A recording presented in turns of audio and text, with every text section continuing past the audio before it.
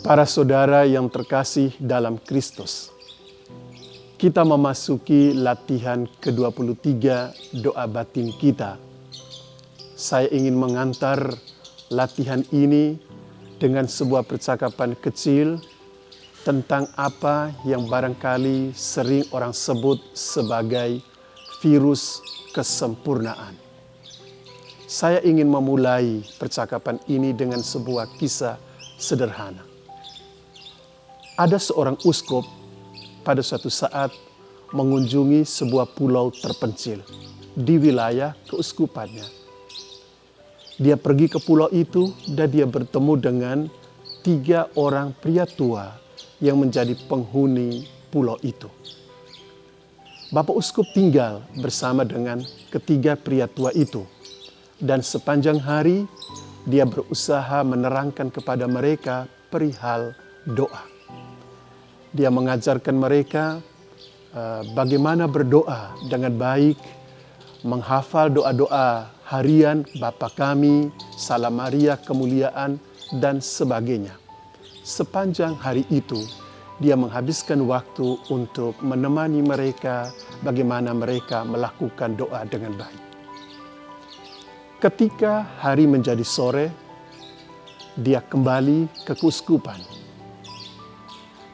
Ditemani oleh beberapa orang, dia kemudian naik perahu dan berlayar pulang menuju keuskupan. Ketika perjalanan semakin jauh meninggalkan pulau terpencil itu, tiba-tiba melihat kejauhan ketiga orang ini berlari di atas permukaan air laut mengejar perahu Bapak Uskup. Melihat hal yang menakjubkan itu, Bapak Uskup meminta agar perahu memperlambat lajunya. Dan akhirnya ketiga pria itu dipersilakan naik ke atas perahu. Dan Bapak Uskup bertanya kepada mereka, apakah ada sesuatu yang mereka butuhkan dari Bapak Uskup? Dan mereka bilang, Bapak Uskup, kami lupa apa yang sudah Bapak Uskup ajarkan tentang doa itu. Kami ingin Bapak Uskup mengajarkan kami kembali. Dan Bapak Uskup itu bertanya, selama ini sebetulnya bagaimana kamu berdoa? Ketiga pria itu menjawab, Bapak Uskup, selama ini kami hanya berkata begini dalam doa kami. Kamu 3 di atas, kami 3 di bawah. Kamu 3 di atas, kami 3 di bawah. Bapak Uskup terperanjat dengan keterangan pria-pria tua ini. Kamu 3 di atas, kami 3 di bawah. Dan Bapak Uskup karena melihat apa yang dilakukan oleh ketiga pria ini dan menyaksikan bagaimana mereka dengan kekuatan doa, kamu 3 di atas, kami 3 di bawah, mereka bisa melakukan mujizat berjalan di atas air itu. Bapak Uskup berkata, baiklah, lupakan apa yang saya telah ajarkan, teruskan apa yang sudah kamu buat selama ini.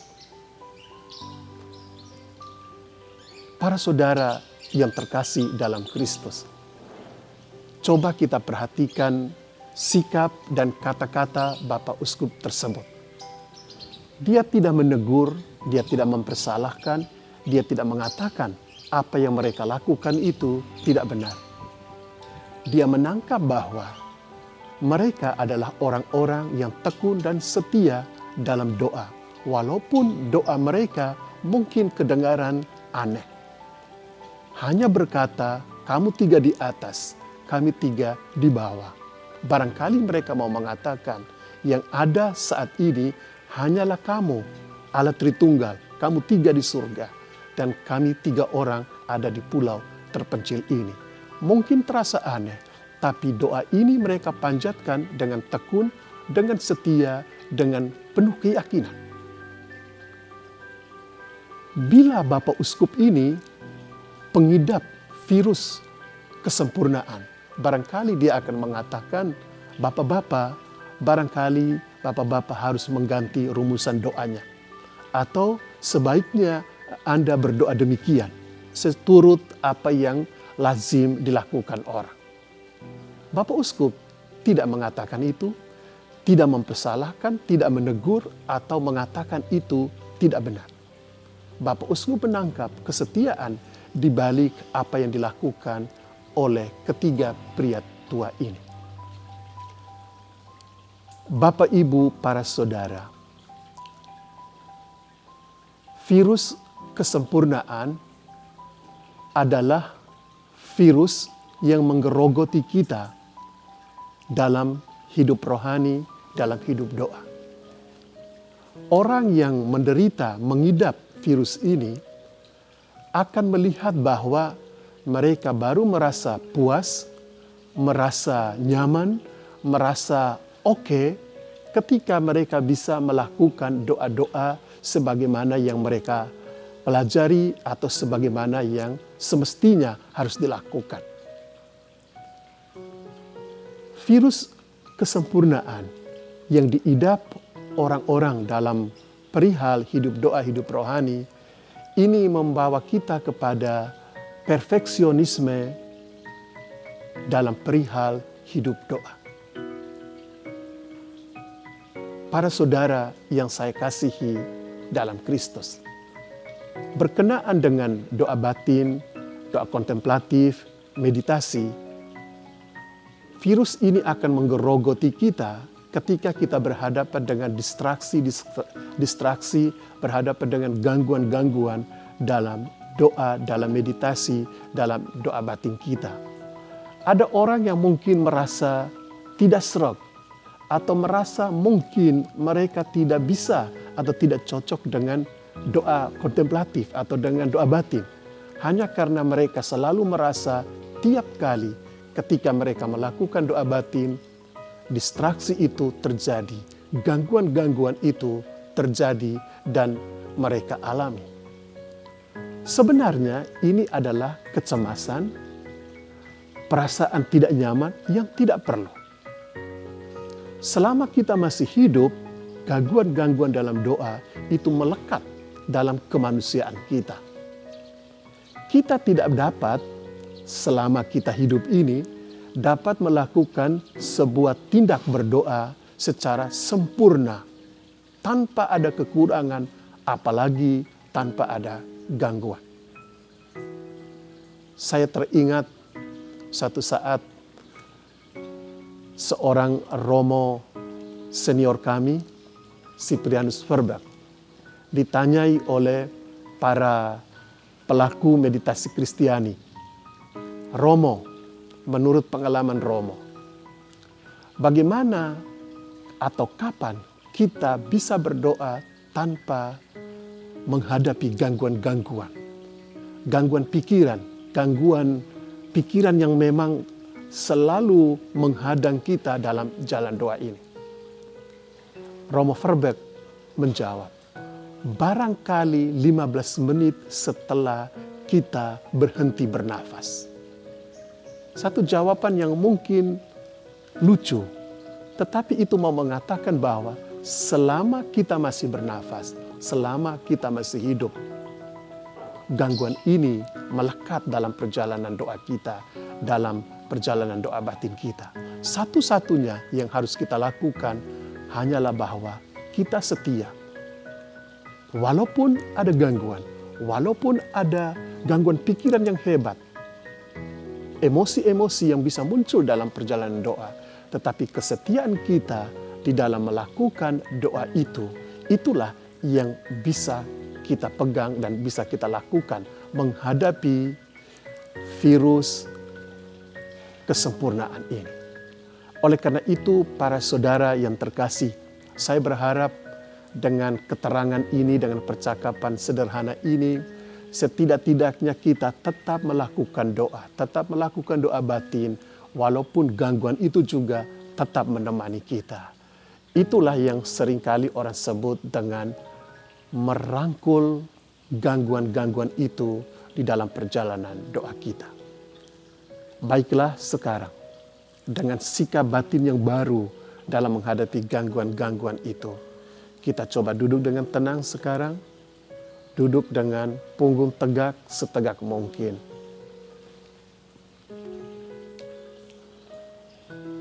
Tutuplah mata Anda perlahan-lahan. Di dalam keheningan batinmu, ucapkan kata doamu bagi pelaku centering prayer. Diamlah sejenak dan biarkan sebuah kata muncul dalam benak Anda. Salam atau damai. Dan bagi para pelaku doa Yesus, baiklah dengan tekun setia mengucapkan Yesus atau Tuhan Yesus, kasihanilah aku. Dan bagi kita semua, para pelaku meditasi Kristiani, bersama dengan saya kita mengucapkan dari awal doa ini hingga akhirnya kita ucapkan Maranatha. Maranatha. Amin.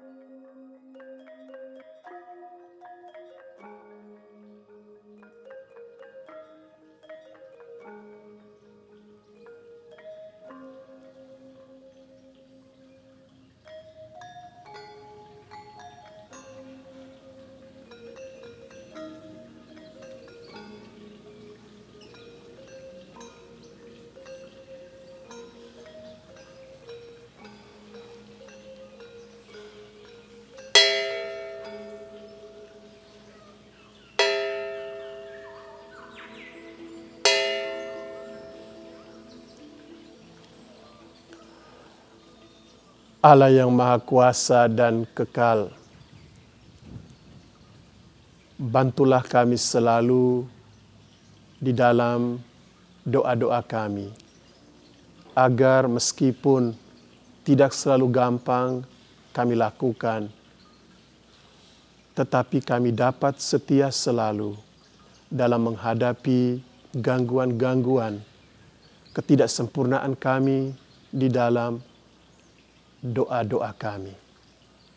Semoga oleh kekuatan Roh-Mu, Engkau membantu kami untuk tetap tekun dan setia dalam jalan doa kami yang kami yakini akan membantu kehidupan kami, mendekatkan kami kepadamu, mendekatkan kami kepada sesama, dan membuat hidup kami selalu berada di dalam naungan kehadiran-Mu. Demi Kristus Tuhan dan pengantara kami. Amin.